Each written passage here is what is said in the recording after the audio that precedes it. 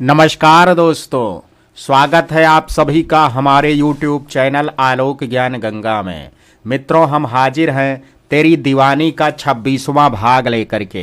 अगर आपने इस कहानी के पहले भागों को अभी तक आपने नहीं सुना है तो डिस्क्रिप्शन में मैंने उसका लिंक दे दिया है। इस भाग को सुनने से पहले कहानी को पूरा समझने के लिए इसके पहले के भागों को अवश्य सुनें। तो चलिए मित्रों, देर ना करते हुए कहानी को शुरू करते हैं। श्याम ने टीना की बात का जवाब देते हुए कहा, जो जी में आए करो, लेकिन हमें दोष मत दीजिएगा कि हमने आपको जमीन पर लेटने के लिए मजबूर किया। हम तो अभी भी कह रहे हैं कि आप बेड पर सो जाइए। आप अगर जमीन पर सो रही हैं तो ये आपकी ही मर्जी है, हमारी नहीं। टीना ने रूंधे हुए गले से कहा, मेरी मर्जी ही सही। और कह करके टीना चुप हो गई, लेकिन आंसू उसकी आंखों से बह करके उसके तकिए पर आ गए थे। टीना को अब जैसे इन आंसुओं से रिश्ता बन गया था।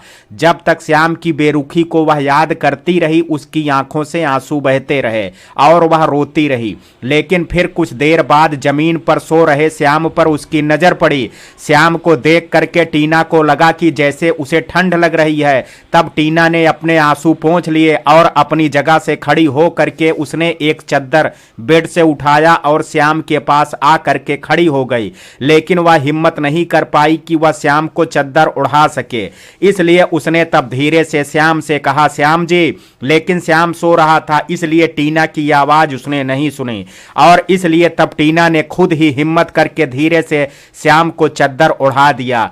टीना कुछ देर वहीं श्याम के पास खड़ी उसे देखती रही और फिर उसने अपनी जगह पर जाने के लिए अपना कदम बढ़ाया ही था कि तभी श्याम की आवाज उसके कानों में पड़ी, टीना जी। श्याम के मुंह से अपना नाम सुन करके टीना सहम गई और उसने अपने बढ़ते हुए कदमों को वहीं रोक दिया और वह श्याम की बात के जवाब में कुछ कहना ही चाहती थी कि तभी श्याम ने उससे आगे कहा, प्लीज टीना जी, हमें गलत मत समझिएगा। हम बुरे नहीं हैं, बस अपने उसूलों से जुड़े हुए हैं। टीना ने श्याम की ओर देखा और उससे कहा, आप ऐसा क्यों कह रहे हैं? मैं जानती हूं आपको। अगर आप गलत होते तो मैं आपसे शादी ही क्यों करती। मैं जानती हूं श्याम जी कि आप एक बहुत अच्छे इंसान हैं। मेरे लिए अपने उसूलों को तोड़ने की जरूरत नहीं है। टीना ने आगे श्याम से कहा, श्याम जी। लेकिन टीना को श्याम का कोई रिस्पांस नहीं मिला।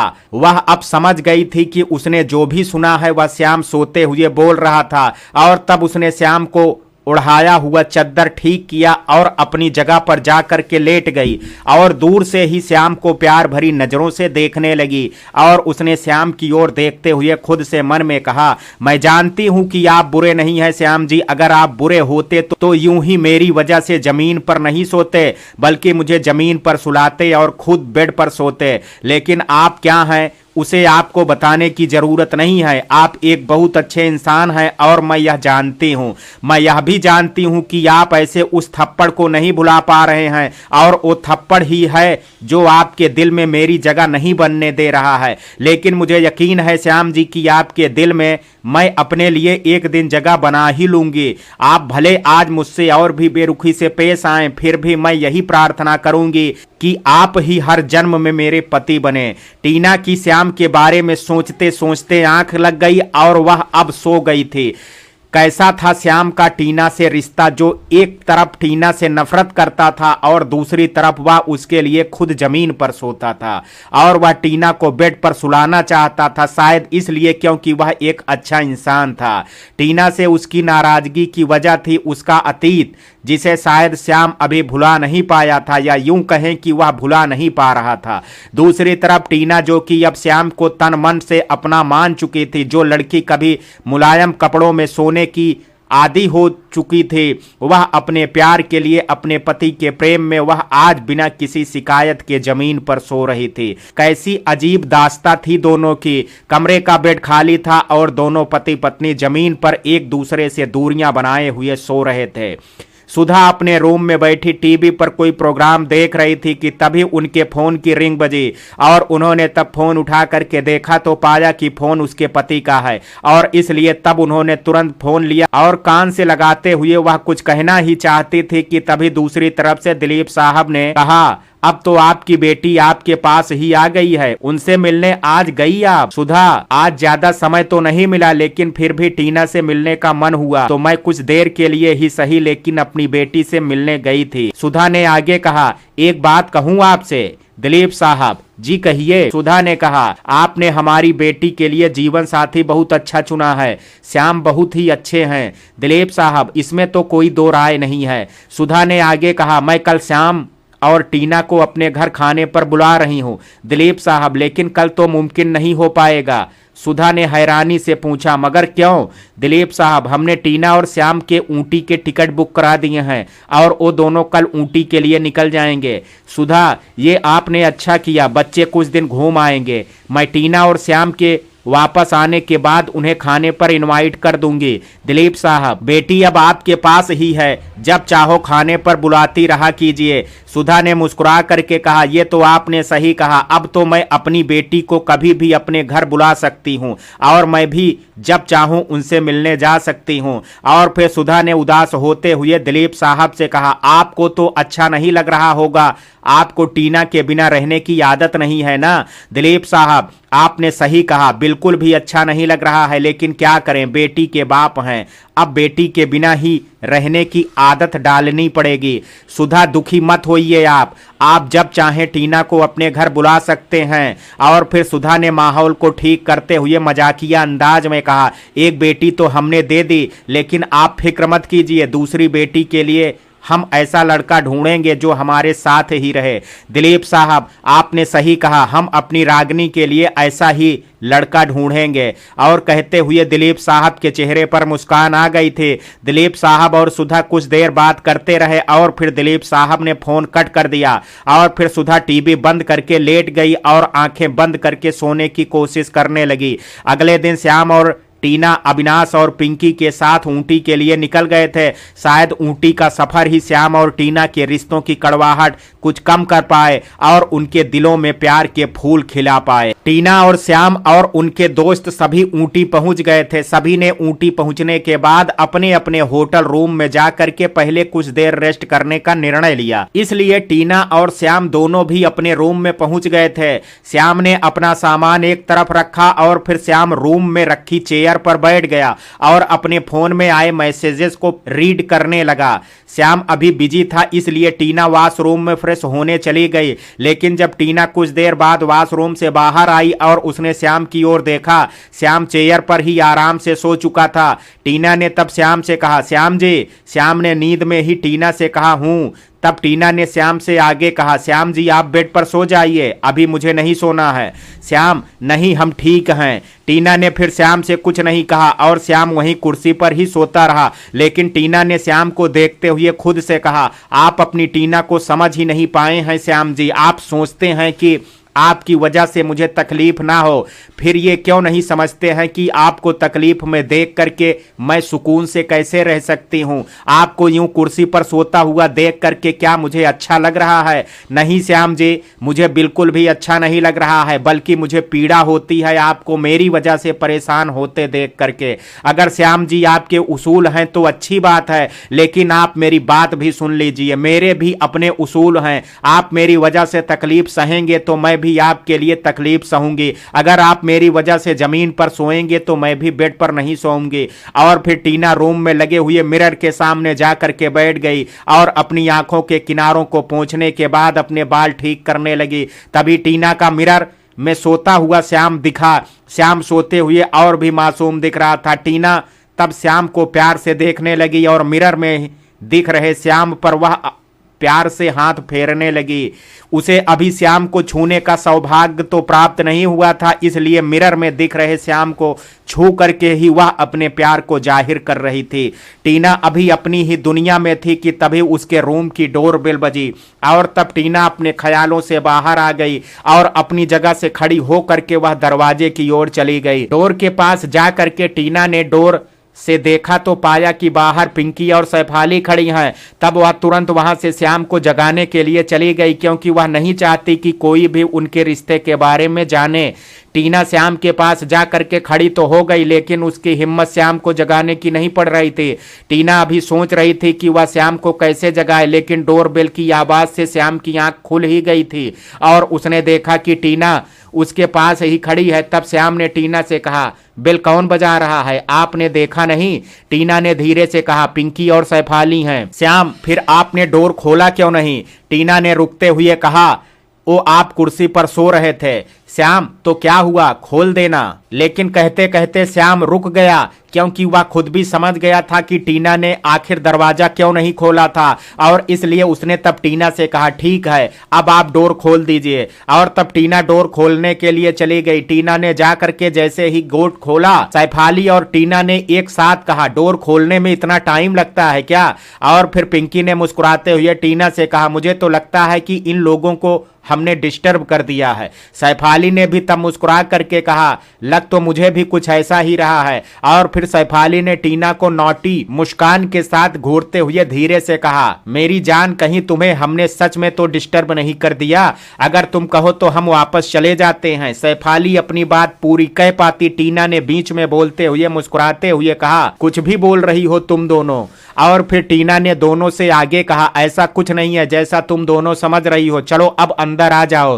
पिंकी ने फिर से बनते हुए कहा, अगर तुम दोनों को डिस्टर्ब हो तो हम वापस चले जाते हैं। टीना, अब ज्यादा नाटक करने की जरूरत नहीं है, अंदर आ जाओ। और तब पिंकी और सैफाली अंदर आ गई और उनके पीछे दरवाजा बंद करके टीना भी आ गई। पिंकी ने जब अंदर आकर के देखा तो उसे श्याम वहां नहीं दिखा, और इसलिए उसने तब टीना से कहा, टीना, श्याम दिखाई नहीं दे रहे हैं। टीना, वो वॉशरूम गए होंगे। और फिर पिंकी और सैफाली दोनों बेड पर बैठ गए और तब सैफाली ने टीना से कहा, तुमने ये नहीं पूछा कि हम यहाँ क्यों आए हैं? टीना, इसमें पूछने वाली क्या बात है, तुम लोगों को हमसे मिलने का मन किया होगा इसलिए आ गई। पिंकी, तुम्हारी ये बात भी सही है, लेकिन यहाँ आने का एक कारण और है। और टीना ने तब जिज्ञासावश पूछा, और वह क्या है? सैफाली, वह तो तुम्हें अभी नहीं पता लगेगा, उसके लिए तुम्हें इंतजार करना पड़ेगा। टीना, जैसी तुम्हारी मर्जी। पिंकी, क्या बात है, आज तो बड़ी जल्दी मान गई टीना। सैफाली, लगता है श्याम जी की सोहबत का असर होने लगा है, नहीं तो अगर वह पुरानी वाली टीना होती तो अभी तक पीछे पड़ गई होती और जब तक पूरी बात जान नहीं लेती यूं चुप नहीं होती। टीना, समय के साथ कुछ अच्छे बदलाव आना बुरी बात तो नहीं है। पिंकी, बिल्कुल बुरी बात नहीं है। और फिर सैफाली ने आगे कहा, टीना, तुम्हारा ये भोलापन देख करके तुम्हें वह सरप्राइज बताने का मन तो कर रहा है, लेकिन मेरी जान, सॉरी, सरप्राइज जानने के लिए तुम्हें कुछ समय इंतजार करने पड़ेगा। टीना ने सैफाली की बात का जवाब देते हुए कहा, मैंने तो तुम लोगों से कहा नहीं कि मुझे बताओ, तुम्हारी मर्जी है बताओ, तुम्हारी मर्जी है मत बताओ। तभी वहां श्याम आ गया और उसने सैफाली और पिंकी से कहा, वैसे क्या बात है जो आप सरप्राइज देना चाहती हैं? तब सैफाली ने श्याम की ओर देखते हुए कहा, उसके लिए तो मिस्टर श्याम आपको भी प्रतीक्षा करनी पड़ेगी। सॉरी, अभी हम बता नहीं सकते हैं। श्याम, कोई बात नहीं, जब मन हो तब बता दीजिएगा। पिंकी, दोनों पति पत्नी अब एक जैसे हो गए हैं। श्याम, तो इसमें हर्ज ही क्या है? पिंकी जी, पति पत्नी के विचार मिलते हैं तभी रिश्ता और अच्छी तरह से निभाया जा सकता है। टीना नहीं समझ पाई कि श्याम ने जो पिंकी से कहा था वह सच में पिंकी से कहा था या वह टीना को पति पत्नी के रिश्ते के बारे में समझा रहा था, लेकिन इस असमंजस की स्थिति में भी उसने चुप रहना ही उचित समझा। लेकिन वह चुपचाप खड़ी श्याम के चेहरे की ओर देख रही थी और उसके चेहरे के भावों को पढ़ने की कोशिश कर रही थी। श्याम की बात का जवाब देते हुए पिंकी ने श्याम से कहा, ये तो आपने बिल्कुल सही कहा श्याम, पति पत्नी के बीच आपसी समझ होना जरूरी है, तभी रिश्ते को और बेहतर से निभाया जा सकता है। और तब सैफाली ने भी अपनी सहमति व्यक्त करते हुए कहा, मैं भी तुम्हारी बात से एग्री करती हूं पिंकी। और फिर सैफाली ने टीना की ओर देखते हुए कहा, टीना, तुम्हारी क्या राय है? टीना जो कि अभी कहीं खोई हुई थी, सैफाली की बात सुनने के बाद उसने अपने ख्यालों से बाहर आते हुए कहा, किस बारे में? पिंकी ने तब मुस्कुराते हुए कहा, तुम्हारा ध्यान कहाँ था टीना मैडम? अभी किस बारे में बात हो रही थी, तुमने सुना नहीं? टीना श्याम के सामने पूरी तरह से खुल के बात नहीं कर पा रही थी, इसलिए उसने असहज होते हुए पिंकी से कहा, सॉरी ओ मैं कुछ सोच रही थी इसलिए तुम्हारी बात पर ध्यान नहीं गया। सैफाली, अच्छा कोई बात नहीं, वैसे मैं तुमसे पूछ रही थी कि तुम्हारी क्या राय है पति पत्नी के रिश्ते के बारे में। मेरा मतलब है कि पति पत्नी के बीच कैसा रिश्ता होना चाहिए। टीना कुछ कहना ही चाहती थी कि तभी डोरबेल बज गई और तब टीना ने कहा, मैं जाकर के देखती हूं कौन है। टीना जाने ही लगी थी कि तभी श्याम ने उससे कहा, आप अपनी बात जारी रखिए, हम जाकर के देखते हैं। और कह करके श्याम वहां से दरवाजे की ओर चला गया। श्याम के वहां से जाने के बाद सैफाली ने टीना से कहा, बहुत किस्मत वाली है तुम टीना, जो तुम्हें इतनी केयर करने वाला पति मिला है। टीना अब क्या ही कहती और कैसे सैफाली को बताती कि अभी श्याम और टीना तो बस उन दोनों के सामने भूमिका निभा रहे हैं। लेकिन टीना सैफाली की बात का कोई जवाब दे पाती उससे पहले वहां सुमित आ गया और उसने वहां आकर के पिंकी और सैफाली से कहा, आप दोनों को यहां श्याम और टीना को बुलाने के लिए कहा था और आप दोनों यहीं बैठ गई हैं। सैफाली, सॉरी सुमित, वो हम सभी बातें करने लगे थे। सुमित, कोई बात नहीं। और फिर सुमित ने टीना और श्याम से कहा, श्याम और टीना तुम दोनों तैयार हो जाओ, फिर हम सभी होटल के रेस्टोरेंट में खाना खाएंगे और वहीं सभी एंजॉय करेंगे और साथ में वहां तुम दोनों के लिए एक सरप्राइज भी है। श्याम, मतलब कि तुम भी नहीं बताओगे? सुमित, बताने में हर्ज तो नहीं है, लेकिन सुमित अपनी बात पूरी कह पाता उससे पहले सैफाली ने बीच में बोलते हुए कहा, लेकिन तुम दोनों को वो खुशी नहीं मिलेगी जो अचानक से सरप्राइज देख करके मिलेगी, इसलिए तुम दोनों को कुछ प्रतीक्षा करनी पड़ेगी। श्याम, अगर ऐसी बात है तो हम खुद ही मना करते हैं कि तुम अभी हमें कुछ मत बताओ, हम आकर के ही तुम लोगों को सरप्राइज देखते हैं। सुमित, अच्छा फिर हम चलते हैं, तुम और टीना तैयार होकर के रेस्टोरेंट में आकर के मिलो, वहीं सरप्राइज तुम्हारा इंतजार कर रहा है। श्याम, वैसे अब तुम सबसे सरप्राइज शब्द इतनी बार सुन करके हमारी उत्सुकता कुछ ज्यादा ही बढ़ गई है।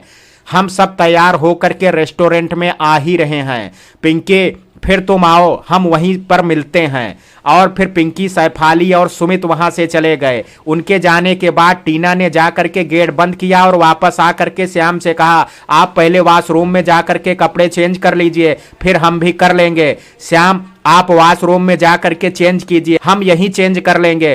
टीना, ठीक है। और टीना तब अपने बैग से कपड़े निकालने लगी और श्याम अपने बैग से। टीना ने अपने पहनने के लिए सूट निकाला था और श्याम ने अपने लिए जीन्स और शर्ट निकाला ही था, लेकिन जब अपना सूट निकालने के बाद टीना की नजर श्याम की निकाली हुई शर्ट पर पड़ी। टीना का वह शर्ट ज्यादा अच्छा नहीं लगा, इसलिए उसने तब श्याम से प्यार से कहा, श्याम जी आप ब्लू शर्ट पहनिए, वो आप पर ज्यादा अच्छी लगेगी। श्याम, हमने आपसे कहा कि आप हमारी पसंद का सूट पहनिए, नहीं ना टीना जी? श्याम ने आगे टीना से कहा, देखिए टीना जी, हमारी शादी बस एक मजबूरी है, उससे अधिक कुछ नहीं है, इसलिए जो आपको अच्छा लगे वो आप पहनिए और जो हमें अच्छा लगता है वह हम पहनने। टीना अब क्या ही कहती श्याम से, उसने फिर कुछ नहीं कहा, लेकिन उसकी आंखों के बहते हुए आंसुओं ने बहुत कुछ बयां कर दिया था। इस बार टीना अपनी आंसुओं को छिपा नहीं पाई। वह श्याम की बात सुनने के बाद वहां से वॉशरूम में चली जाना चाहती थी, लेकिन इस बार उसके आंसुओं ने उसका साथ नहीं दिया था और उसकी आंखों से आंसू श्याम के सामने ही आ गए थे। लेकिन फिर भी वह श्याम का ध्यान उसकी आंखों के बहते आंसुओं पर नहीं गया था, क्योंकि श्याम उस वक्त अपने बैग को बंद कर वापस रख रहा था। टीना की आंखों के आंसू श्याम देख पाता उससे पहले टीना वहां से चली गई और एक बार फिर वह तन्हाई में रो रही थी।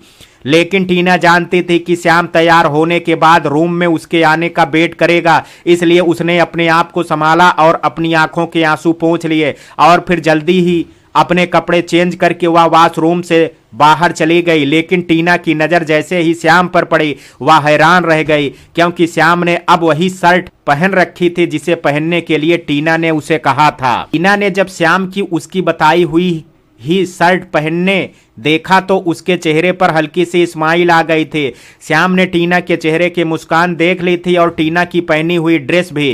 टीना आज बहुत सुंदर दिख रही थी। श्याम की नजर उस पर से हटना नहीं चाहती थी, लेकिन श्याम टीना से नाराज था अभी, और इसलिए वह कैसे टीना को यूं प्यार भरी नजरों से देख सकता था। इसलिए उसने तब ना चाहते हुए भी तुरंत अपनी नजरें उस पर से हटा ली।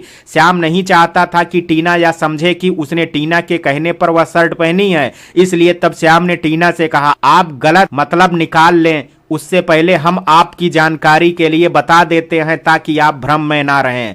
टीना ने अपनी मुस्कान को अब रोक लिया था और वह चुपचाप खड़ी श्याम की बात सुन रही थी। और फिर श्याम ने अपनी बात को जारी रखते हुए आगे कहा, हमारी वो शर्ट गंदी थी इसलिए हमने ये शर्ट पहनी है। आप ये बिल्कुल भी मत समझना कि हमने आपके कहने पर ये शर्ट पहनी है। टीना ने तब प्यार से श्याम से कहा, मैंने तो आपसे कुछ नहीं पूछा है श्याम, गलतफहमी ना हो इसलिए हमने आपको बताना ठीक समझा। टीना ने फिर श्याम से कुछ कहा तो नहीं, लेकिन जैसे ही वह श्याम की ओर से पलट करके दूसरी तरफ जाने को हुई, उसके चेहरे पर मुस्कान थे। उसे इस बात की परवाह नहीं थी कि श्याम ने वह शर्ट क्यों पहनी थी, लेकिन उसे खुशी इस बात की अवश्य थी कि श्याम ने उसकी बताई हुई शर्ट पहनी थी, और उसकी अभी की खुशी के लिए अभी इतना ही काफी था।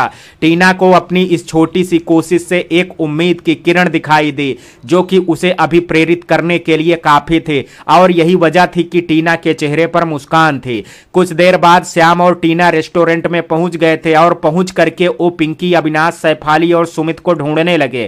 तभी टीना और श्याम की नजरों ने उन दोनों को ढूंढ लिया और वो दोनों तब उनकी ओर चले आए। जब श्याम और टीना अपने दोस्तों के पास पहुंचे, वैसे ही उन दोनों को देखते हुए सैफाली ने कहा, दोनों ही आज काफी अच्छे दिख रहे हो और एक साथ में तो और भी अच्छे लग रहे हो। और तभी पिंकी ने कहा, अगर यकीन नहीं आता तो खुद ही देखो लोग दोनों को कैसे देख रहे हैं। श्याम, लगता है आपने कुछ अधिक ही तारीफ कर दी। श्याम और टीना अभी भी खड़े ही थे, इसलिए तब अविनाश ने दोनों से कहा, बैठिए ना आप दोनों। और तब श्याम और टीना बैठ गए, और फिर अविनाश ने आगे कहा, इसमें तो कोई दो राय नहीं है कि आप दोनों बहुत अच्छे लग रहे हैं। श्याम ने तब सबसे कहा, थैंक यू सो मच, लेकिन आप लोगों को ये नहीं लगता है कि आप कुछ ज्यादा ही तारीफ कर रहे हैं। सुमित, जनाब, तारीफ उसकी ही की जाती है जो तारीफ के काबिल है। श्याम, बहुत हुआ बातें बनाना, ये बताओ कि हमारे सरप्राइज कहाँ हैं। सैफाली, फिक्र क्यों कर रहे हो श्याम,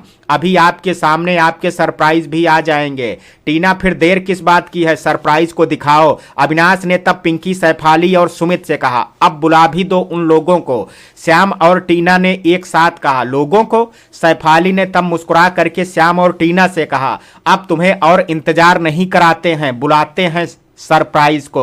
और कह करके सैफाली ने अपने फोन से किसी का नंबर डायल किया। जब दूसरी तरफ से फोन पिक हो गया, तब सैफाली ने कहा, अब आप लोग यहां आ सकते हैं। सैफाली को फोन किए कुछ देर हो चुकी थी, लेकिन अभी तक वहां कोई नहीं आया था, और इसलिए तब श्याम ने कहा, और कितना टाइम लगेगा। पिंकी ने तब मुस्कुराते हुए कहा, आप पीछे मुड़ करके तो देखिए। और तब श्याम और टीना ने एक साथ पीछे पलट करके देखा, और देखते ही दोनों ने एक साथ कहा, आप सब भी यहाँ। और तब रोनी ने कहा, जब पता लगा कि तुम लोग यहाँ आए हुए हो तो फिर हमने और मीना ने भी सोचा कि कुछ दिन ऊंटी ही चलते हैं। और फिर श्याम ने पंकज और रिया की ओर हैरानी भरी नजरों से देखा, लेकिन श्याम खुद से कुछ कह पाता, रिया ने बीच में बोलते हुए कहा, जब तुम सभी यहाँ शादी के बाद आए हो तो मैंने और पंकज ने भी जल्द से शादी कर ली और हम भी यहाँ आ गए। रिया की बात सुन करके सभी के चेहरों पर मुस्कान आ गई थी। और फिर रोनी ने टीना और श्याम से कहा, तुम दोनों अपने दिमाग पर और अधिक जोर डालो। उससे पहले मैं तुम दोनों को बता दूं कि पंकज के पापा के बारे में तो सभी जानते ही हैं कि वह पैसों को ही सब कुछ समझते हैं, और ऐसी स्थिति में पंकज और रिया ने अभी बिना ज्यादा किसी को बुलाए जल्दबाजी में शादी कर ली, क्योंकि पंकज अब अपने पापा की वजह से अपनी शादी को और नहीं टालना चाहता था। और फिर पंकज की मां तो उसके साथ ही थी, इसलिए उन्होंने अभी फिलहाल सामान्य तरीके से इन दोनों की शादी करा दी है। लेकिन और फिर रोनी ने अपनी ही बातों को जारी रखते हुए आगे कहा, लेकिन तुम्हें परेशान होने की जरूरत नहीं है। बाद में पंकज के पापा जब मान जाएंगे तो पंकज की शादी की पार्टी सबको मिल जाएगी। श्याम, पार्टी मिले ना मिले हम पंकज और रिया की शादी से खुश हैं और साथ ही ये भी प्रार्थना करते हैं कि अब जल्द ही पंकज के पापा का हृदय परिवर्तन भी हो जाए। पंकज तब श्याम के गले से जा लगा और फिर उसने श्याम से कहा थैंक यू श्याम। और फिर श्याम और टीना ने पंकज और रिया को उनकी शादी के लिए शुभकामनाएं दी। उसके बाद सभी बैठ करके बातें करने लगे और फिर सब ने वहां कपल्स डांस करने का निर्णय किया। सभी इस बात से काफी एक्साइटेड थे, केवल टीना और श्याम को छोड़ करके, लेकिन वे दोनों सीधे से सभी से बोल भी नहीं पाए और इसलिए डांस फ्लोर तक वे दोनों सबके साथ ही गए।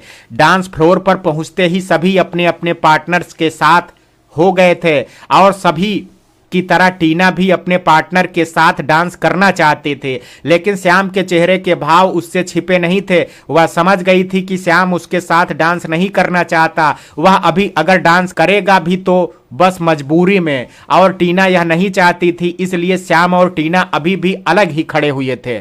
जब रिया ने उन दोनों को यूं अकेले खड़े देखा तब उसने कहा अब आप दोनों के लिए क्या हमें अलग से इनविटेशन भेजना पड़ेगा? इस बार रिया ने कहा था अगली बार किसी और की भी हो सकती थी और हर बार टीना और श्याम सब की बात टाल भी नहीं सकते थे, इसलिए टीना ने रिया की बात के जवाब में कहा सॉरी रिया, वो मेरे पैर में दर्द है, मैं डांस नहीं कर पाऊंगी।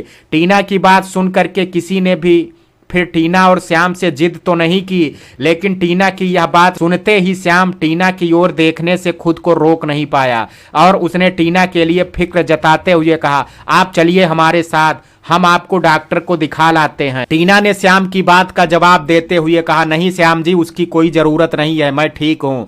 श्याम, पहले आप यहाँ से चलिए और चेयर पर चल करके बैठिए, खड़े रहने से दर्द और बढ़ सकता है। टीना, मैं ठीक हूं श्याम जी। श्याम ने तब टीना से धीरे से कहा देखिए हमारे आपसी मतभेद अपनी जगह हैं, लेकिन हम नहीं चाहते कि हमारे साथ रह करके आपको तकलीफ हो और हम खामोश रहें। श्याम ने आगे टीना से कहा इसलिए आप हमारे साथ चल करके वहां कुर्सी पर बैठिए। श्याम ने कुर्सी की ओर इशारा करते हुए टीना से कहा था। टीना ने अभी श्याम से कुछ कहा नहीं और वह जा करके कुर्सी पर बैठ गई और उसके पास ही श्याम भी बैठ गया और तब श्याम ने टीना से कहा आप क्या चाहती हैं कि लोग हमें बाद में कहें कि कैसा बेरहम पति है जिसे बीबी की परवाह भी नहीं?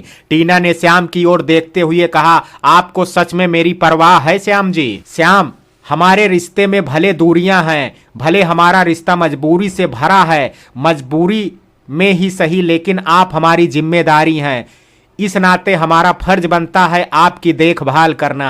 श्याम की बात सुन करके टीना ने खुद से मन में कहा कभी कभी आपको समझ नहीं पाती हूं कि आप क्या हैं, जो आप दिखाते हैं वो या कोई और हैं। जिस बीवी से नफरत करते हैं उसकी परवाह भी करते हैं, आप सच में अलग हैं, आप बहुत अच्छे हैं श्याम जी। टीना अपने ही ख्यालों में थी, तभी श्याम ने उससे फिर से आगे कहा इसलिए अब हमारे साथ चलिए, हम आपको डॉक्टर को जाकर के दिखाते हैं।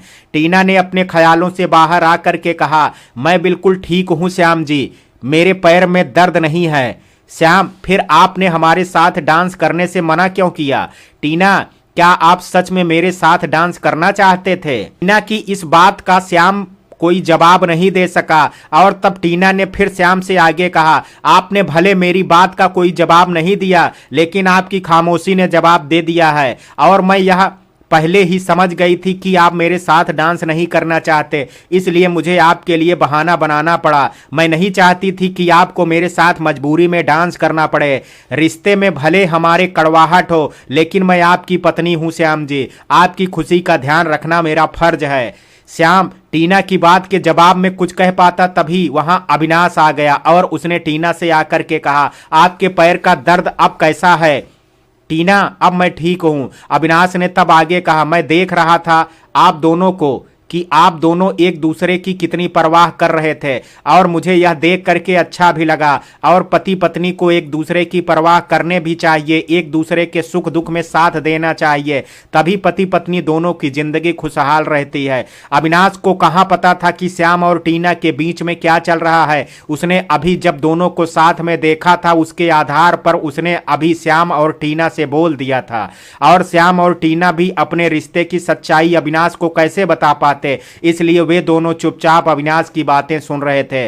अविनाश ने आगे कहा, अगर रिश्तों में आपसी समझ हो तो वे और भी अच्छे बन जाते हैं। अब अपने रिया और पंकज को ही ले लो, दोनों का कैरेक्टर ऐसा है कि रोते हुए को भी हंसा देते हैं, कितना हंसी मजाक करते हैं, मौज मस्ती में रहते हैं अक्सर।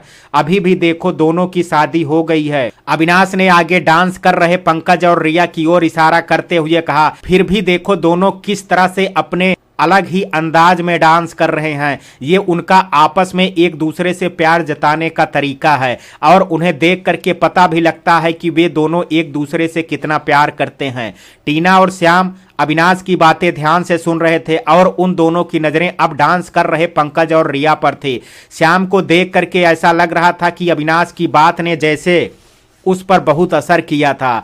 श्याम की नजरें अब पंकज और रिया के पास डांस कर रहे मीना और रोनी पर चली गई और वह देख रहा था कि यह मीना के लिए रोनी का प्यार ही था, जिसकी वजह से आज रोनी कितना बदल गया है और वह एक गरीब लड़की मीना के साथ आज कितना खुश है। अब श्याम की नजरें सैफाली और सुमित पर जाकर के ठहर गई थे। वह देख रहा था कि वे दोनों एक दूसरे से कितना प्यार करते हैं। उसे अब वह बात भी याद आ गई जब सैफाली की खुशी के लिए सुमित उससे दूर चला गया था, लेकिन यह सैफाली के प्यार की ताकत ही थी जो सुमित ने खतरनाक बीमारी को भी हरा दिया था और फिर दो प्यार करने वाले फिर एक हो गए थे।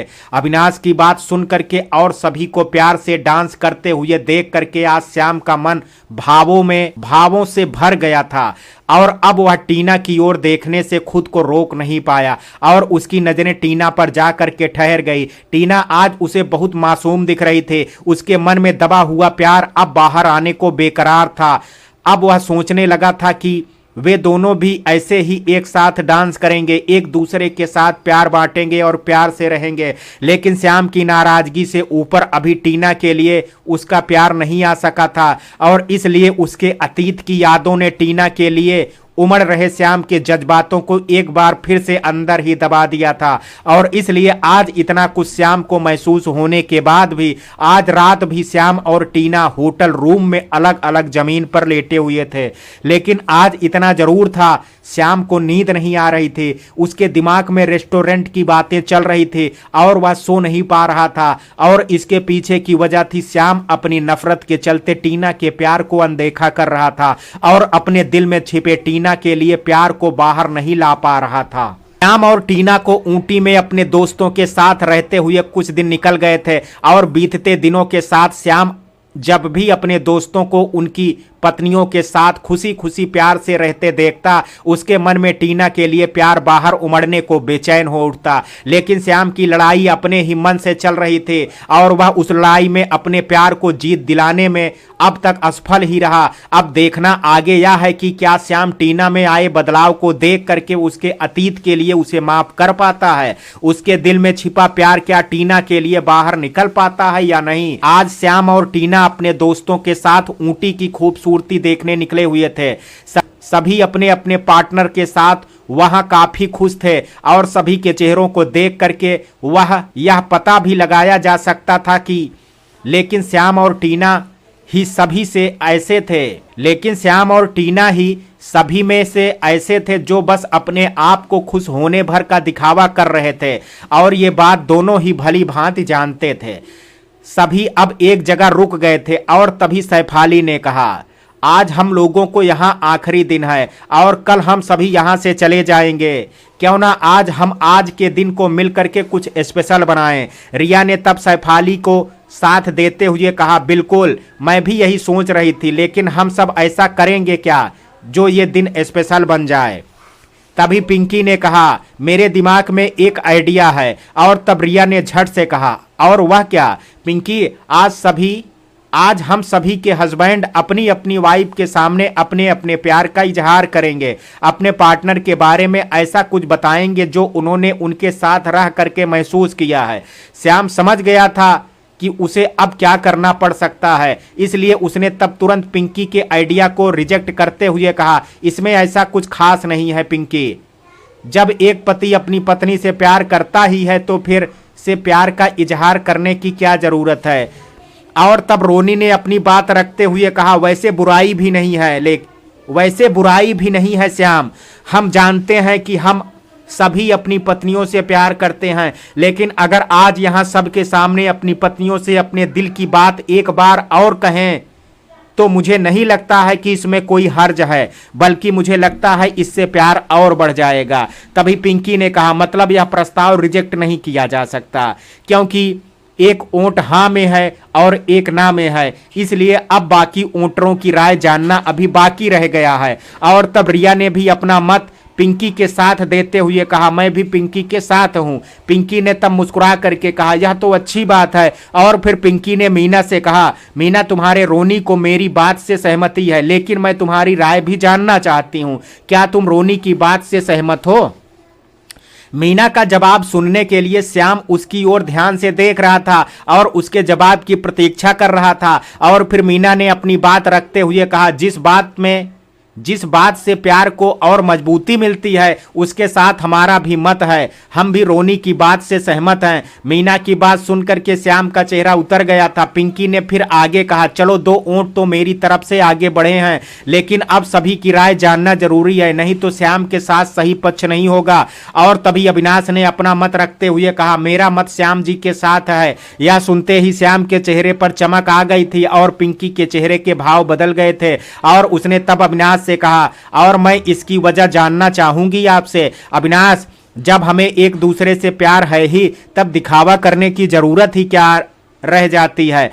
औरों को दिखाने के लिए दिखावा तो वो लोग ही कर लेते हैं जिनके रिश्तों में प्यार नहीं होता है। अविनाश ने तो अपना मत रखा था, लेकिन उसकी कही बात श्याम को और टीना पर जा करके बिल्कुल सटीक बैठे थे और उन दोनों को लगा कि अविनाश जैसे उन्हें ही सुना रहा है। अविनाश ने अपनी बात को जारी रखते हुए आगे कहा, इसलिए प्यार को सबके सामने जताने की हमें जरूरत नहीं समझते हैं। इसलिए प्यार को सबके सामने जताने की हम जरूरत नहीं समझते हैं। अविनाश की बात सुनकर के पिंकी ने उदासी भरे स्वर में कहा, लगता है कि मेरा प्लान रद्द ही करना पड़ेगा। और तब सैफाली ने कहा, उसकी तुम्हें जरूरत नहीं पड़ेगी, मैं तुम्हारे साथ हूं। यह सुनकर के पिंकी के चेहरे पर मुस्कान आ गई, लेकिन श्याम के चेहरे पर एक बार फिर से उदासी आ गई। वह अब सोच रहा था कि आखिर वह सबके सामने कैसे कह पाएगा, जबकि वह तो अभी टीना से नाराज है। श्याम अपने ख्यालों में ही था, लेकिन अब आखिर में बारी टीना की आ गई थी। और तब पिंकी ने उससे कहा, टीना, अब तुम्हारी बारी है, तुम बताओ तुम किसके साथ अपना मत रखना चाहती हो?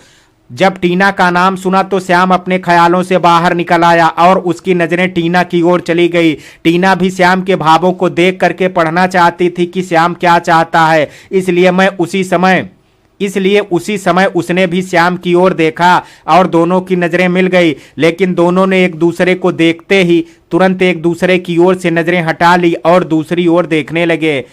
अब आखिर में टीना को अपनी बात रखनी थी। वह अगर अपना मत श्याम के साथ रखती, तब श्याम और पिंकी के पास बराबर ऊंट हो जाएंगे और पिंकी की बात टाली जा सकती है। और अगर टीना ने अपना मत पिंकी को दे दिया तो श्याम को पिंकी की बात मान करके इस एक्टिविटी में हिस्सा लेना पड़ेगा और उसे टीना के लिए ना चाह करके भी अपने प्यार का इजहार करना पड़ेगा।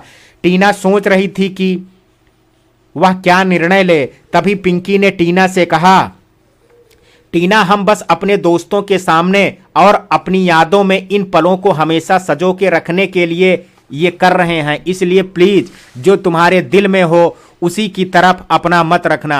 और कह करके पिंकी चुप हो गई और सबकी नजरें अब टीना के जवाब की प्रतीक्षा कर रही थे।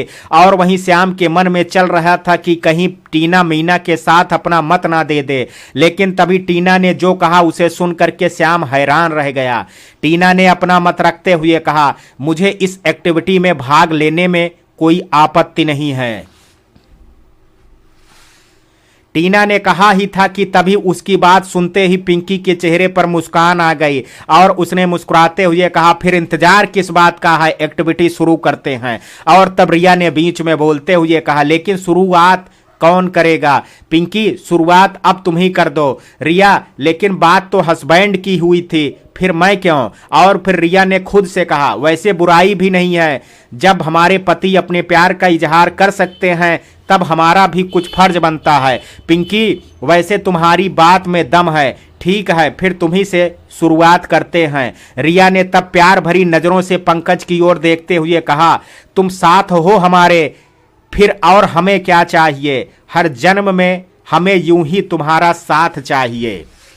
रिया के दिल के अल्फाज सुनते ही सभी ने उसके लिए तालियां बजा करके उसे प्रोत्साहित किया। और तब सैफाली ने रिया से कहा, वाह रिया, तुमने तो कम शब्दों में बहुत कुछ कह दिया। और फिर पिंकी ने रिया से कहा, अब तुम अपने पति के बारे में ऐसा कुछ बताओ जो तुमने उनके साथ रह करके जाना है। रिया ने तब मुंह बनाते हुए कहा, मुझे शादी के बाद पता चला कि ये सोते हुए खर्राटे भरते हैं। रिया की इस बात पर सभी के चेहरों पर मुस्कान आ गई और इस बात पर खामोश बैठे श्याम और टीना भी अब मुस्कुरा रहे थे। और तब पंकज ने कहा, वैसे मैंने ट्रीटमेंट शुरू कर दिया है, अब जल्द ही तुम्हें मेरे खर्राटे की वजह से परेशान नहीं होना पड़ेगा। रिया, अच्छा ही किया, वरना अकेले ही सोना पड़ता बाबू।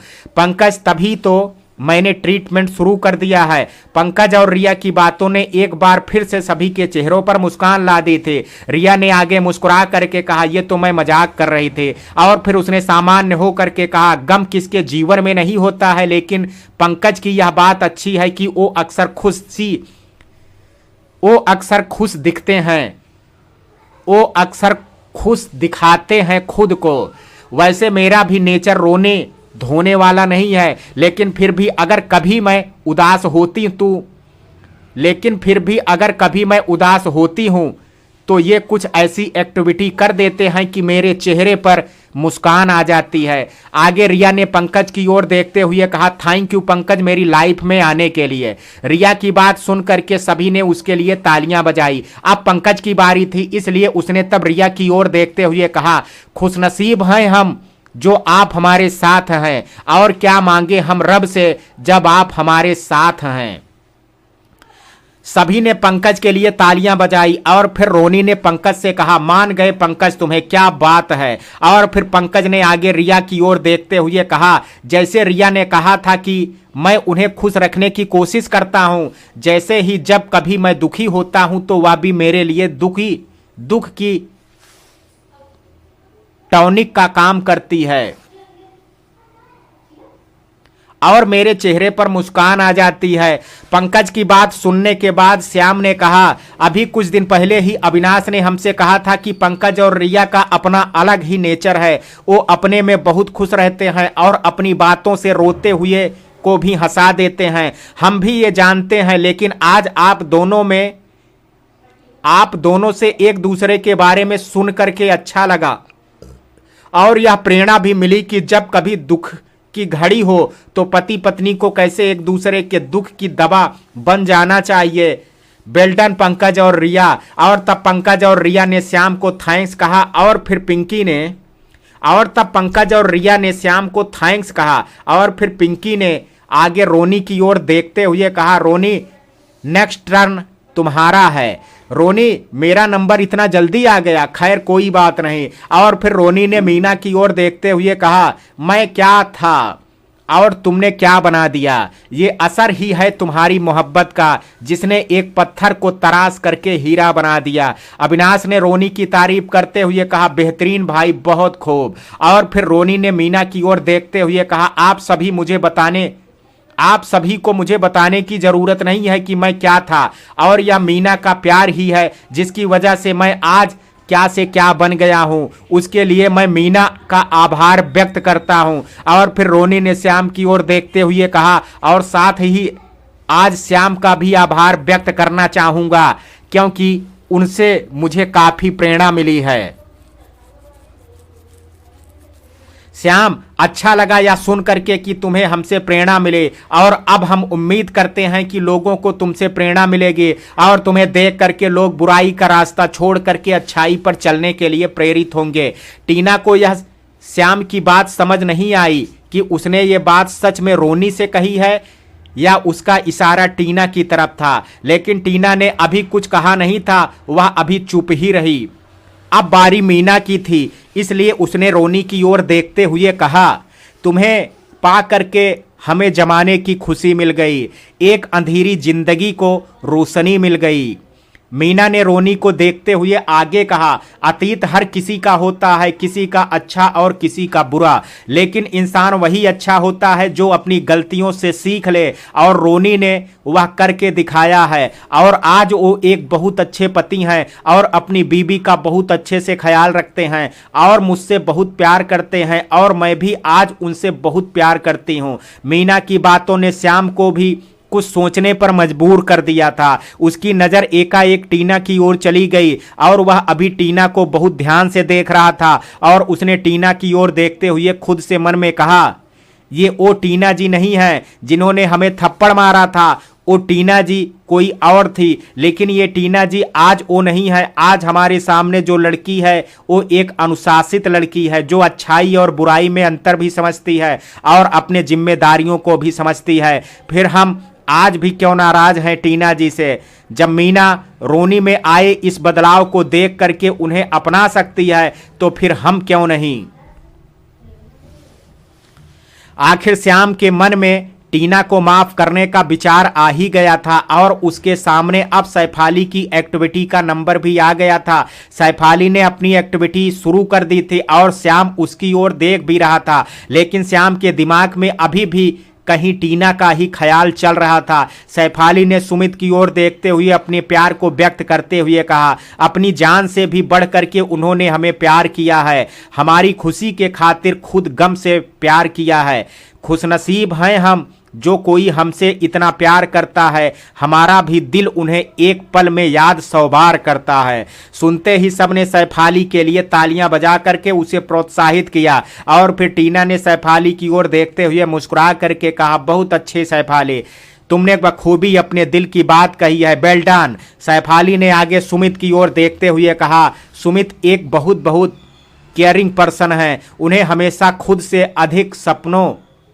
खुद से अधिक अपनों की फिक्र रहती है। खुशनसीब हूं मैं जो मुझे सुमित जैसे इतने अच्छे जीवन साथी मिले हैं। जब सैफाली अपनी बात कह करके चुप हुई, तब पिंकी ने सुमित से कहा, सुमित अब आपकी बारी है हमारी सैफाली के लिए अपने दिल की बात कहने की। सुमित ने सैफाली की ओर देखा और फिर कहा, खुशनसीब हैं हम, हमें कोई इतना प्यार करता है, अपनी खुशी से भी बढ़ करके वो हमारे गमों से प्यार करता है। अपनी खुशियों के बदले उन्होंने हमारे गमों को गले से लगाया है। सच में प्यार क्या होता है हमें यह एहसास कराया है। सुमित ने आगे सैफाली की ओर देखते हुए कहा, सैफाली ने कहा कि हम केयरिंग पर्सन हैं, लेकिन हम कहते हैं कि हमसे कहीं अधिक केयरिंग पर्सन सैफाली है, जिन्हें खुद से भी अधिक हमारी फिक्र रहती है। श्याम ने सुमित की ओर देखते हुए कहा, तुम दोनों की लव स्टोरी हम जानते हैं, सच में एक उदाहरण है तुम दोनों की लव स्टोरी, जो कि बयां करती है कि प्यार सच में क्या होता है। और तब टीना ने भी श्याम का साथ देते हुए कहा, बिल्कुल सही कहा श्याम जी ने। और फिर बाकियों ने भी सैफाली और सुमित की तारीफ की। सुमित और सैफाली की बातों ने श्याम को और मोटिवेट किया था, और उसके अंदर छिपा प्यार भी अब बाहर उमड़ने को बेताब हो रहा था। लेकिन वहीं दूसरी तरफ टीना के दिमाग में चल रहा था, मैंने श्याम जी के लिए मुश्किल हालात उत्पन्न कर दिए हैं, लेकिन मुझे कहाँ पता था कि एक्टिविटी के इन लेवल की पहुंच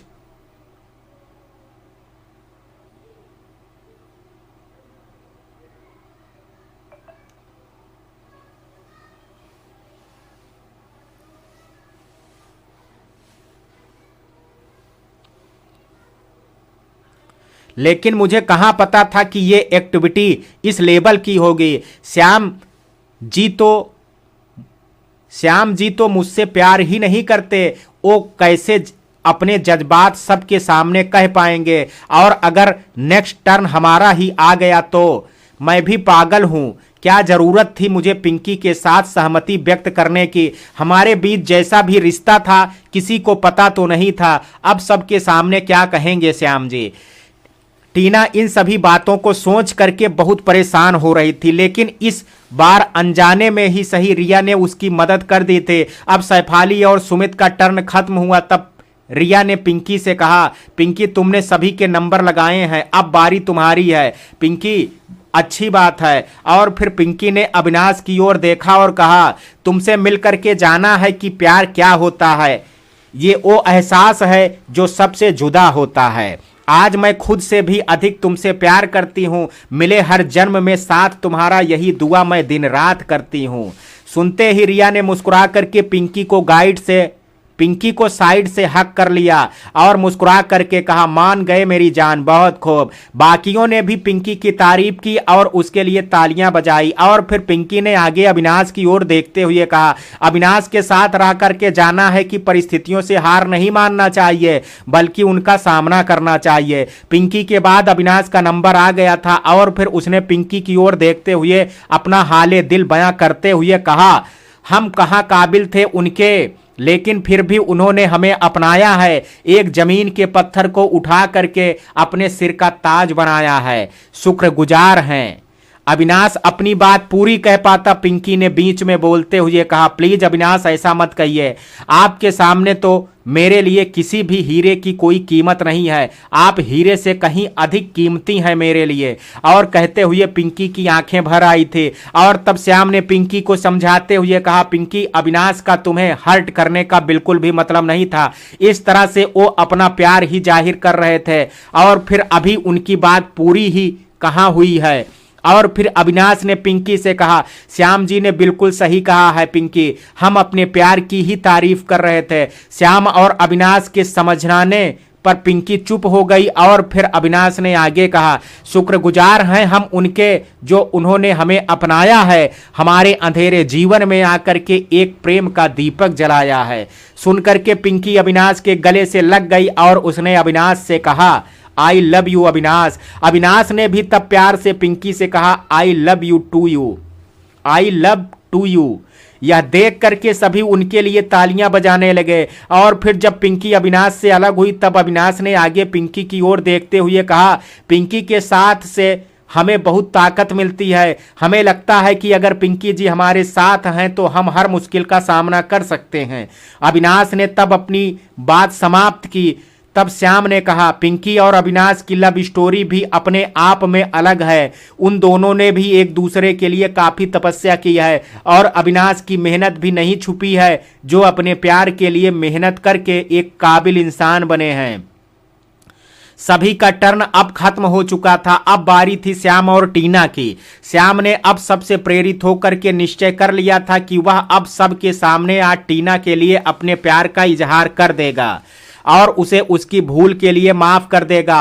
और इसलिए वह अपनी बारी का इंतजार के लिए उत्साहित भी था। लेकिन टीना सहमी हुई थी। वह सोच रही थी कि उसने श्याम के सामने मुश्किल हालात खड़े कर दिए हैं और यही बात उसे परेशान कर रही थी। उसने इस बात को इस हद तक अपने दिमाग में बैठा लिया था कि वह उसे खुद पता नहीं चलने देगी कि उसे खुद पता नहीं चला कि वह कब बेहोश होकर के श्याम के कंधे पर जा टिकी थी। उसने इस बात को इस हद तक अपने दिमाग में बैठा लिया था कि उसे खुद पता नहीं चला कि वह कब बेहोश होकर के श्याम के कंधे पर जा गिरी थी। पिंकी जो कि टीना को उसकी बारी के लिए बोलना ही चाह रही थी, लेकिन उसने टीना की बंद आंखें देखी तो घबराहट भरे स्वर में कहा, ये टीना को क्या हुआ। श्याम ने तब घबराहट भरे स्वर में टीना से कहा, टीना जी, टीना जी।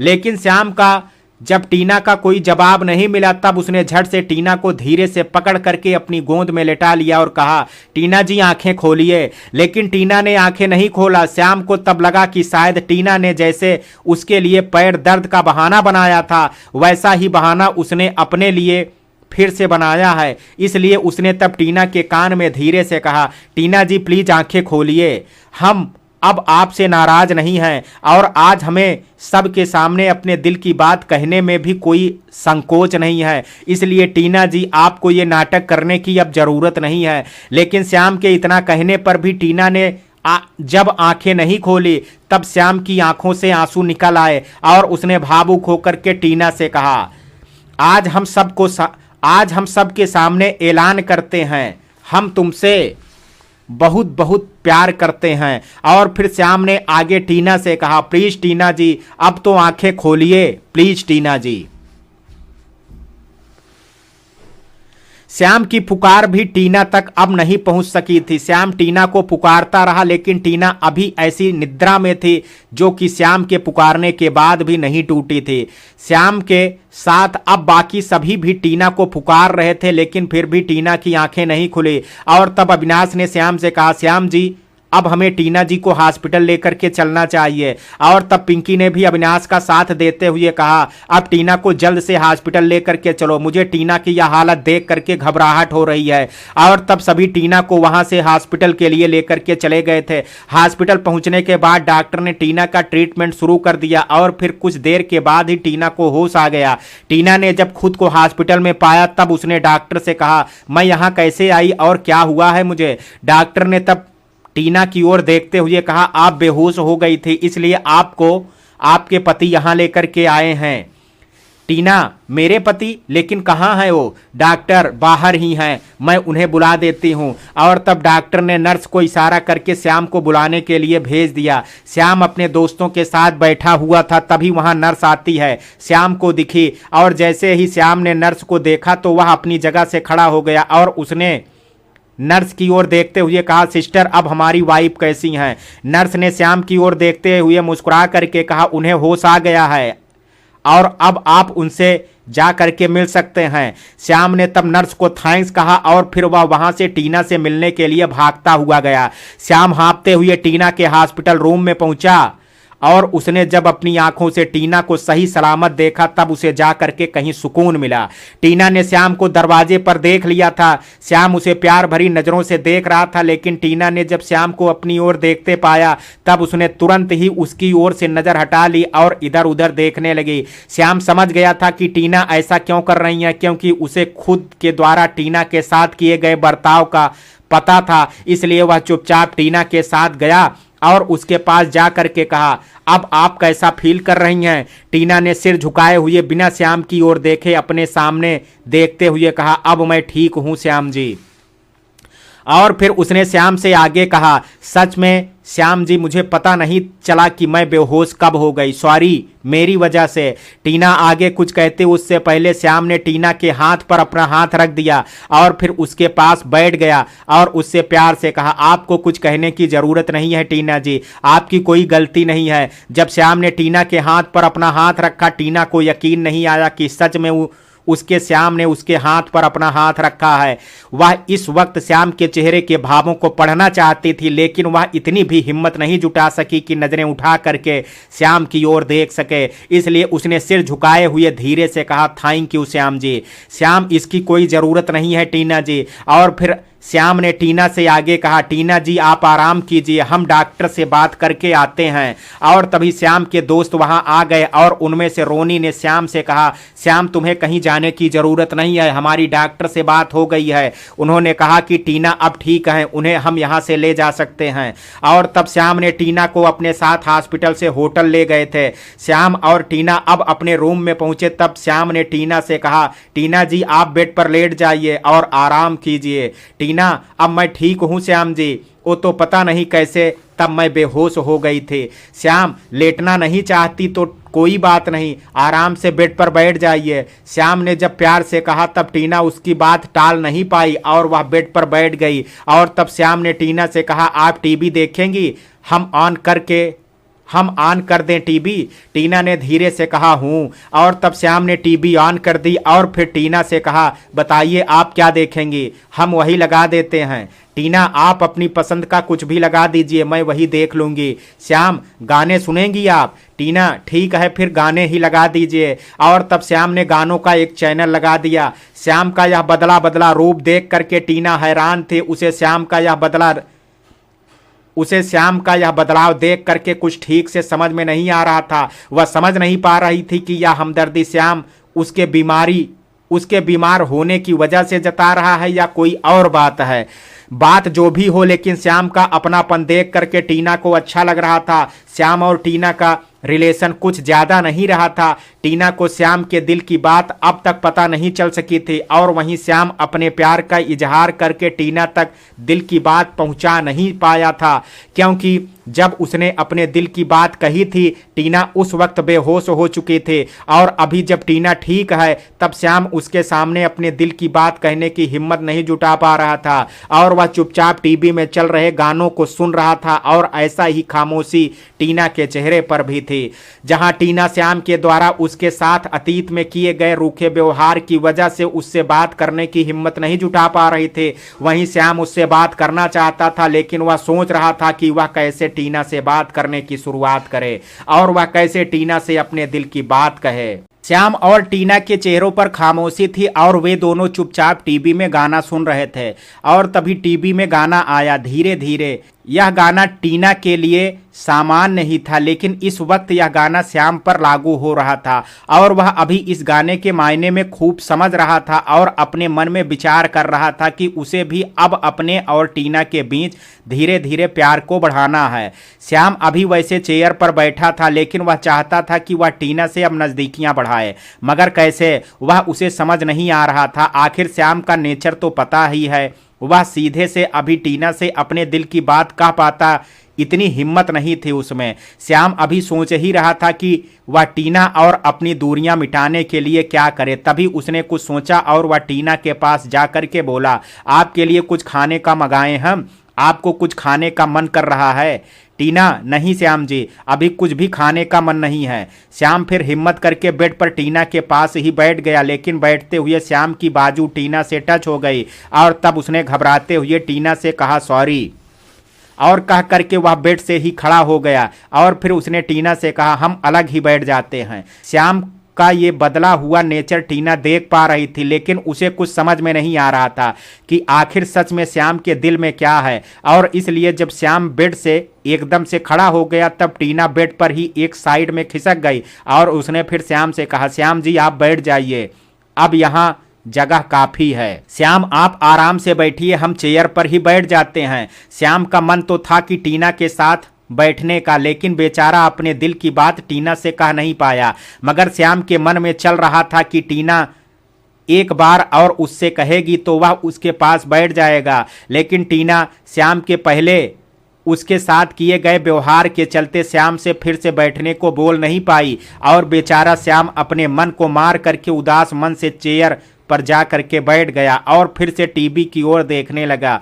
कुछ देर बाद जब श्याम और टीना के सोने का समय हुआ तब श्याम ने टीना से कहा, आज आप बेड पर ही सो जाइए। टीना, श्याम जी मैं पहले ही आपको। टीना अपनी बात कह पाती उससे पहले श्याम ने टीना से कहा, हम जानते हैं कि आप क्या कहना चाहती हैं और हम यह भी जानते हैं कि आपने हमसे क्या कहा था, लेकिन टीना जी आपकी तबीयत ठीक नहीं, इसलिए प्लीज आप आज बेड पर सो जाइए। टीना, मगर अब मैं ठीक हूँ श्याम जी, मैं जमीन पर ही सो सकती हूँ, वो तो तब आपने कहा था इसलिए मैं यहाँ बैठ गई थी। श्याम, आज आप बीमार हैं इसलिए हमने तब आपसे कहा था और इसलिए ही हम आपसे अभी भी कह रहे हैं, आप आज हमारी बात मान लीजिए। श्याम ने आगे टीना से कहा, और अगर जब कभी हम बीमार, श्याम अपनी बात पूरी कहता उससे पहले टीना उसकी बात का आशय समझ गई थी और इसलिए श्याम और आगे कुछ कहता टीना ने उससे पहले ओंठों पर अपना हाथ उसके रख दिया और कहा, आप बीमार क्यों पड़ेंगे? हमारी वजह से अपने लिए बीमारी वाली बात मत कहिए श्याम जी।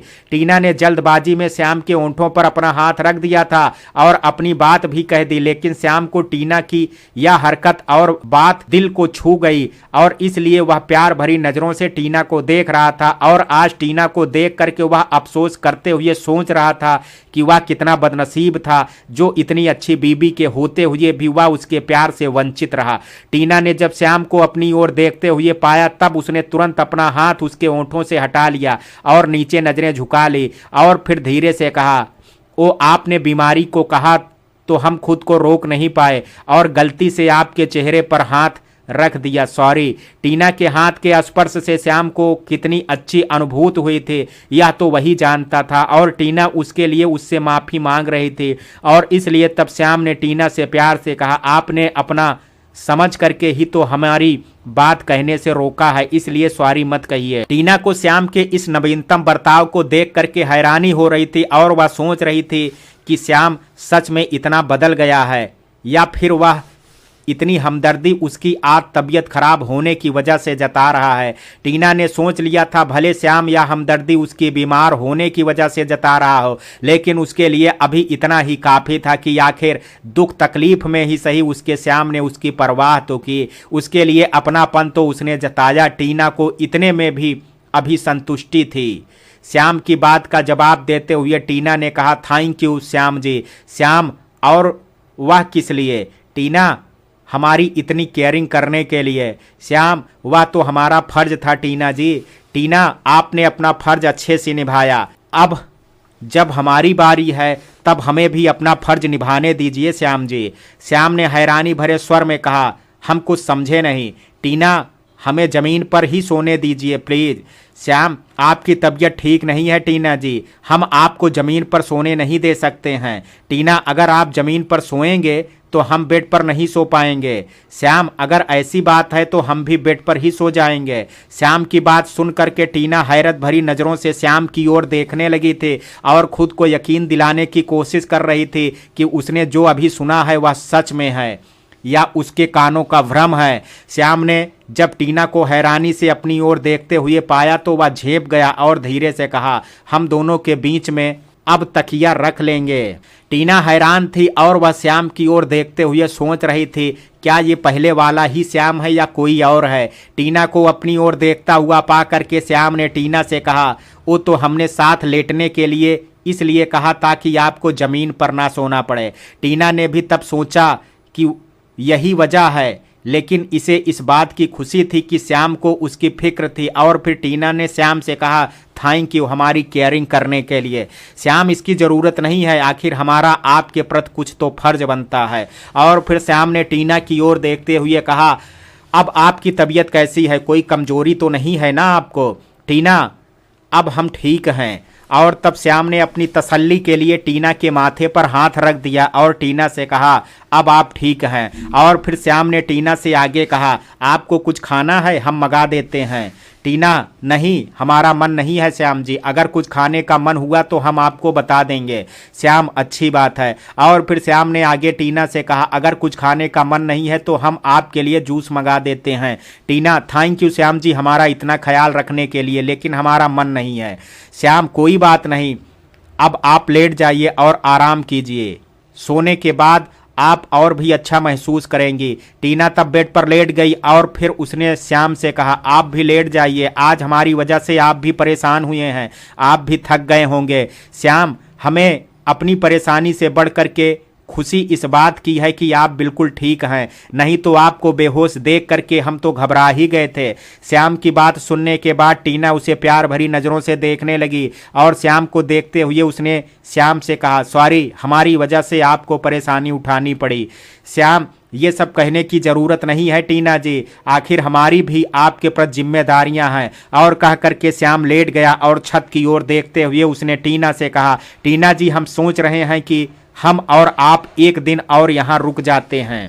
टीना, इसलिए सभी को तो कल का प्लान था ना वापस जाने का। श्याम, हम और आप ही रहेंगे, बाकी सभी तो चले जाएंगे। टीना, मगर हम भी तो सभी के साथ ही जाने वाले थे। श्याम, जाने वाले तो थे, मगर आपकी तबीयत के चलते हम सोच रहे हैं कि एक दिन और यहाँ रुक जाते हैं। टीना, उसकी ज़रूरत नहीं पड़ेगी श्याम जी, हम बिल्कुल ठीक हैं, आप फिक्र मत कीजिए। श्याम, जब आप कह रही हैं तो फिर हम कल ही चलते हैं। श्याम ने आगे टीना से कहा, अब हम और बात करके आपको डिस्टर्ब नहीं करेंगे, आप सो जाइए। टीना, आप भी सो जाइए, आज आप भी थक गए होंगे। श्याम, ओके। और फिर दोनों ने एक दूसरे से गुड नाइट कहा और फिर दोनों सोने की कोशिश करने लगे। दोनों चुपचाप तो हो गए थे और सोने की कोशिश भी, लेकिन आज पहली बार दोनों ही इतने पास लेटे हुए थे और इसी वजह से उन्हें नींद नहीं आ रही थी। आखिर दोनों पति पत्नी होने के बाद भी पति पत्नी के सुख से वंचित थे, मगर दोनों अभागे थे जो इतने पास होने के बाद भी अपने फासलों को दूर नहीं कर पाए थे। किसी तरह करवटें बदलते बदलते दोनों को आखिर में नींद आ ही गई और दोनों सो गए। अगले दिन टीना और श्याम अपने दोस्तों के साथ ऊटी से वापस घर जाने के लिए निकल आए थे। रागिनी आज हमेशा की तरह अपने कॉलेज पहुंची थी, लेकिन आज जब नेहा ने उसे आते हुए देखा तब उसने रूबी से कहा, रूबी देख मैडम आ गई, उसने हमें खूब बेवकूफ़ बनाया। हम समझते रहे कि इसके और राजू के बीच कुछ भी नहीं है और इस बात की खुशी मनाते रहे कि हम इन दोनों की दोस्ती तुड़वाने में सफल हो गए थे, लेकिन हम गलत थे रूबी। ये दोनों दोस्त ही नहीं बल्कि अब और भी अच्छे दोस्त बन चुके हैं, बल्कि मुझे तो यह भी लगता है कि इनकी दोस्ती अब प्यार में। नेहा की बात सुनकर के रूबी ने गुस्से से उससे कहा, इससे आगे नहीं नेहा, राजू की बहन मेरी भाभी है और इसलिए मैं अगर अपनी प्यारी भाभी से कहूँगी कि वो अपने भाई से मेरी शादी करा दें तो मुझे यकीन है कि वो मेरी बात को टालेंगी नहीं और इसलिए राजू सिर्फ मेरा है नेहा। और अगर राजू ने ही बोल दिया कि वह रागनी से प्यार करता है तब तो तू ये क्यों भूल रही है कि मीना भाभी अपने भाई की बात भला कैसे टाल पाएंगी। रूबी तू फिक्र मत कर नेहा, मैं रागनी की लाइफ में ऐसा तूफान लेकर के आऊंगी कि वह गहरे सदमे में आ जाएगी। उसने हमें बेवकूफ़ बनाया है ना, अब देख मैं इसका कैसा मजाक बनाती हूँ। नेहा मगर तू करने वाली क्या है। रूबी तूने बताया था कि तूने सुना था कि तेरे आसपास किसी को भी नहीं पता कि रागनी के पापा कहाँ हैं और वो उसके घर भी नहीं आते हैं। किसी को यह भी नहीं पता कि उसके पापा हैं भी या नहीं, लेकिन उसकी माँ फिर भी खुद को सुहागन दिखाती है। नेहा मगर इस सब से क्या होगा, मेरी तो कुछ समझ में नहीं आ रहा है कि आखिर तू कहना क्या चाहती है। रूबी ने कुटिल मुस्कान के साथ कहा, अगर तेरी समझ में यही बात आ जाती तो तुझमें और मुझमें फिर फर्क ही क्या रह जाता। लेकिन तू ज़्यादा मत सोच, बहुत जल्द ही तुझे सब पता चल जाएगा कि आखिर मेरे दिमाग में चल क्या रहा है, क्योंकि मैं तुझे कह करके नहीं बल्कि अब करके दिखाने वाली हूँ। तू बस मेरी भूमिका में मेरा साथ देती रहना। नेहा तू उसकी फिक्र मत कर, मैं वह बखूबी कर लूँगी, तू बस शुरू कर।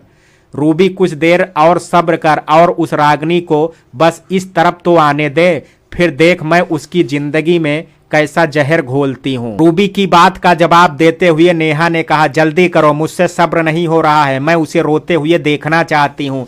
आखिर उसने तुझसे मेरी सहेली से पंगा लिया है, उसे इस बात की भी तो सजा मिलनी ही चाहिए। रूबी फिक्र मत कर नेहा, उसे सजा बराबर मिलेगी, तू बस देखती जा कि रूबी करती क्या है। रागनी अभी रूबी से इतनी दूरी पर आ गई थी कि वह रूबी की कई बातों को सुन सकते थे और इसलिए तब रूबी ने रागनी को सुनाते हुए कहा, नेहा जिसकी माँ हो और उसके डैड का कोई अता पता ना हो तो उस बच्चे को क्या कहते हैं। नेहा रूबी की बात का आशय समझ गई थी, इसलिए उसने तब एक नजर कुटिल मुस्कान के साथ रागनी की ओर देखा और फिर रूबी की ओर देख करके मुस्कुराते हुए कहा, नाजायज। रागनी ने रूबी और नेहा दोनों की बात साफ साफ सुन ली थी, लेकिन नेहा को इतने पर भी शांति नहीं मिली थी, इसलिए उसने तब जान करके रागनी को रोका और फिर उससे कहा, क्यों रागनी, मैंने सही कहा ना, जिसके बाप का आता पता नहीं होता है उसे नाजायज ही कहते हैं ना। रागनी के सामने पहले यह स्थिति कभी नहीं बनी थी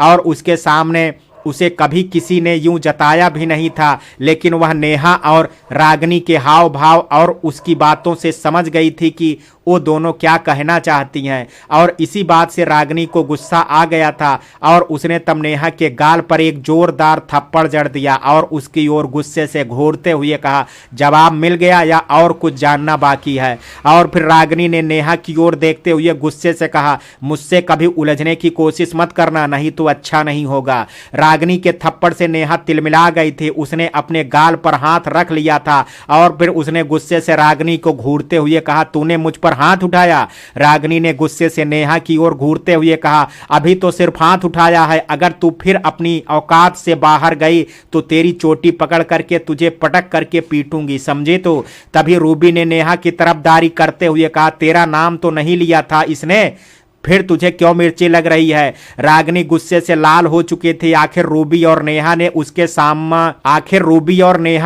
सम्मान को चोट पहुंचाई थी, इसलिए जब रूबी ने उससे कहा तब रागनी ने उसकी बात के जवाब में गुस्से से कहा, रूबी तू अभी चुप ही रह, नहीं तो तेरे लिए भी अच्छा नहीं होगा। मैं सब समझती हूं कि तुम दोनों क्या कर रही हो और किस बारे में कह रही हो, इसलिए अब अगर तुम में से किसी ने भी कुछ कहा तो अच्छा नहीं होगा। रूबी जो कि पहले से ही गलत सोहबत हिम्मत में थी, इसलिए उसने बिल्कुल भी झिझक नहीं दिखाई, बल्कि वह अपनी औकात पर उतर आई और फिर उसने रागिनी की ओर देखते हुए कहा, हाँ मैं वही बोल रही थी जो तू समझ रही है, और ले अब मैं खुल करके बोलती हूं और देखती हूं कि तू क्या कर पाती है। तभी रागिनी को वहीं पास में रखी एक छड़ी दिखी और उसने वह झट से उठा ली और चिल्लाते हुए रूबी से कहा, चल मेरा तो बाप नहीं है, तेरा तो है। अगर तू अपने बाप की औलाद है तो तू एक बार कह के दिखा और फिर देख मैं तेरी क्या हालत करती हूं। रागिनी के हाथ में छड़ी देख करके उसकी बुलंद आवाज सुन करके रूबी और नेहा दोनों की हवा टाइट हो गई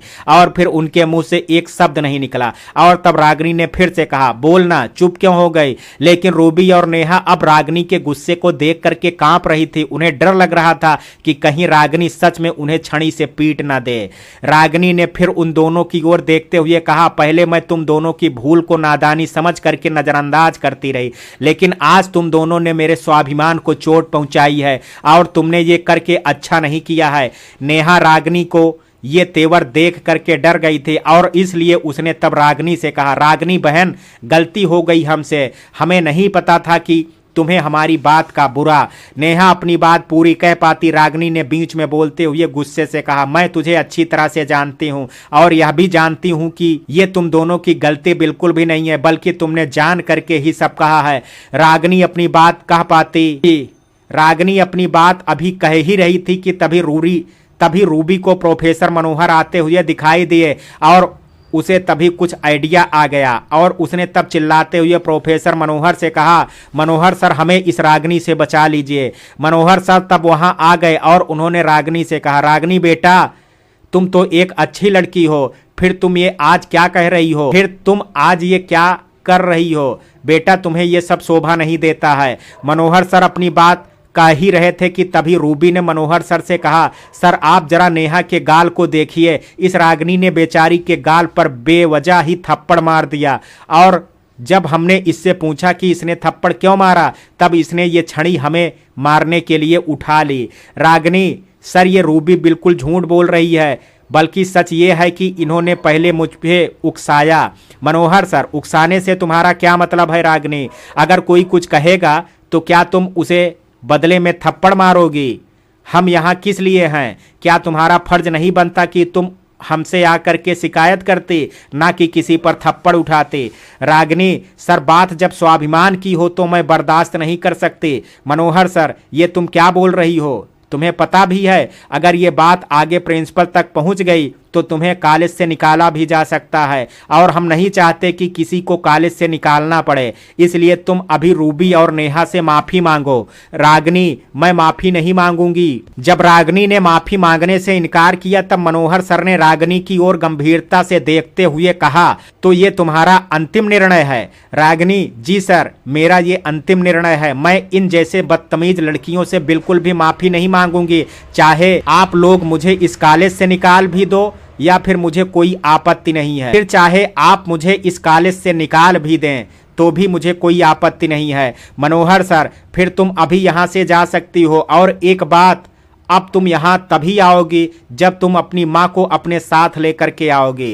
रागिनी ने मनोहर सर की ओर देखते हुए भरे हुए गले से कहा, मुझे भी ऐसे कॉलेज में नहीं पढ़ना है जहाँ के टीचर्स को सही और गलत की समझ ना हो। और कह करके रागिनी रोती हुई वहां से चली गई और यह देख करके रूबी और नेहा के चेहरों पर एक कुटिल मुस्कान तैर गई। मनोहर सर ने रागिनी को जाते हुए देख करके खुद से कहा, हम तो समझते थे कि ये लड़की बस टीना जैसी दिखती है, लेकिन उससे कहीं अच्छी और समझदार है, लेकिन हम गलत थे। और फिर मनोहर सर ने रूबी और नेहा से कहा, बेटा तुम दोनों अपनी क्लास में जाओ। और तब रूबी और नेहा आज्ञाकारी बनने का दिखावा करती हुई वहां से चली गई। रागिनी जब आज अपने घर जल्दी पहुंच गई तब उसकी मां ने उससे कहा, बेटा आज क्या बात है तुम जल्दी आ गई? लेकिन रागिनी ने अपनी मां की बात का कोई जवाब नहीं दिया और अपना कॉलेज बैग एक तरफ रख करके बेड पर जाकर के रोती हुई लेट गई।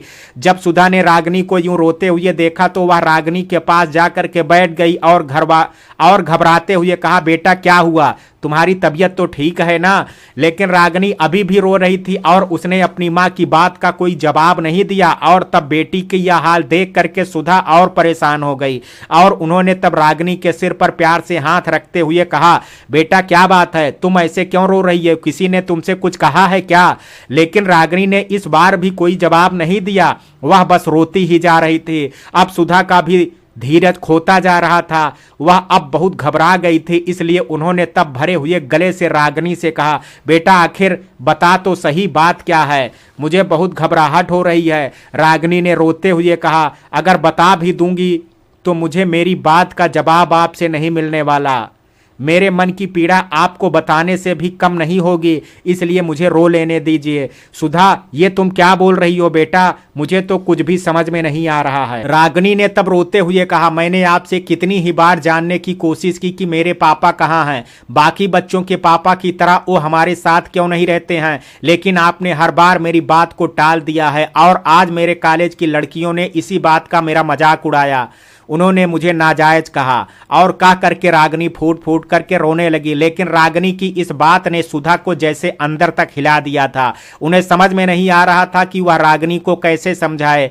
सुधा ने किसी तरह हिम्मत जुटाई और फिर रागिनी को समझाते हुए कहा, कोई कहता है तो कहने दो, किसी के कहने से क्या होता है, तुम नाजायज नहीं हो बेटा, तुम्हारे पिता एक बहुत अच्छे इंसान हैं और वो अपनी बेटी से उतना ही प्यार करते हैं जितना कि बाकी पिता।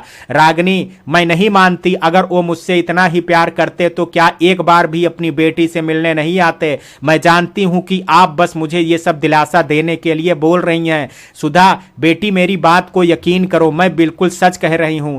रागिनी उठ करके बैठ गई और अपनी मां की ओर देखते हुए कहा, कैसे करूं मैं यकीन, जब आज तक मैंने अपने पिता को देखा ही नहीं, फिर कैसे यकीन करूं मां। अब तो मुझे भी लग रहा है कि मैं एक नाजायज। अब रागिनी अपनी बात पूरी कह पाती, सुधा ने उसके गाल पर एक थप्पड़ मार दिया और गुस्से से कहा, खबरदार जो तूने ये शब्द फिर से कहा। और कह करके सुधा रोने लगी और रोते हुए उन्होंने रागिनी से कहा, आज ऐसा कह करके तूने अपनी माँ को गाली दी है रागिनी, दुनिया जो भी कहे मुझे फर्क नहीं पड़ता, लेकिन आज मेरी बेटी ही मुझे गलत समझ रही है। इस बात ने मुझे बहुत आहत किया है रागिनी, बहुत आहत किया है। और कह करके सुधा ने अपने सीने पर हाथ रख लिया और कराहते हुए वह बेड पर गिर गई। जब रागिनी ने अपनी माँ को यूं बेड पर गिरते हुए देखा तब उसने रोते हुए अपनी माँ से कहा, माँ क्या हुआ आपको माँ। लेकिन सुधा ने रागिनी की बात का कोई जवाब नहीं दिया, क्योंकि सुधा बेहोश हो चुके थे। जब अपनी मां की ओर से रागिनी को कोई जवाब नहीं मिला तब उसने फिर से अपनी मां को पुकारा, लेकिन इस बार भी रागिनी को अपनी मां की ओर से कोई जवाब नहीं मिला। और तब रागिनी घबरा गई और उसने तब अपनी मां से कहा, मां आपको कुछ नहीं होगा, मैं अभी आपको हॉस्पिटल लेकर के चलती हूं और आपको कुछ नहीं होने दूंगी मां।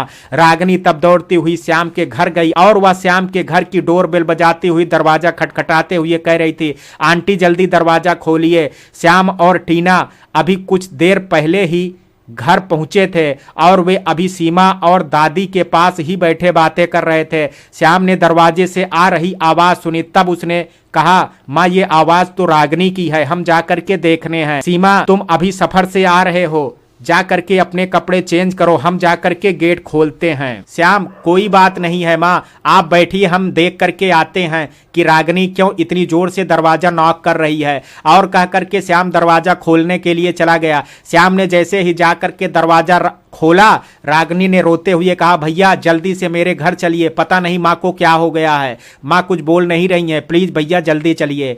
श्याम तुम घबराओ मत बेटा, हम चल रहे हैं। रागिनी की आवाज वहां से कुछ दूर बैठी दादी सीमा और टीना ने भी सुन ली थे और इसलिए वे भी वहां आ गई थे। और तब सीमा ने श्याम से कहा, श्याम बेटा हम भी चलते हैं। और तब टीना ने सीमा से कहा, माँ क्या हम भी चल सकते हैं। सीमा चलो। और फिर सीमा ने दादी से कहा, माँ आप यहीं रहिए, हम आते हैं सुधा जी के घर से। और तब श्याम, टीना और सीमा तीनों रागिनी के साथ चले गए। मित्रों कहानी के इस भाग में आज इतना ही, शेष कहानी कल सुनेंगे भाग 27 में। कहानी का ये भाग आपको कैसा लगा, आप अपनी राय मुझे कमेंट बॉक्स में जरूर दीजिएगा। वीडियो पसंद आया हो तो वीडियो को लाइक शेयर, अगर चैनल पर पहली बार विजिट कर रहे हैं तो कृपया चैनल को सब्सक्राइब करना ना भूलें। कल मिलते हैं कहानी के शेष भाग के साथ, तब तक के लिए जय हिंद, जय भारत।